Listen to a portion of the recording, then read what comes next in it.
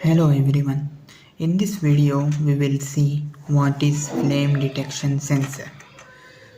So flame detection sensor is the sensor that can detect the flame if it is present.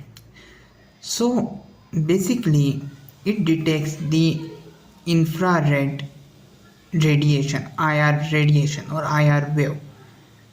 So because flames produce IR waves or IR radiation, so this sensor is sensitive for IR waves and it catches that IR waves, and according to the intensity of flame, that wave intensity will differ, and accordingly we will get the values. So let's see pin layout of this sensor. We have 4 pin in total. So here first we have VCC at which we will connect the power. We have second pin as a ground. Third pin is D0, that is D out. This will provide the digital output signal. And this is the A0, that is analog output signal. So here let's understand what is A0 and D0 and when to use.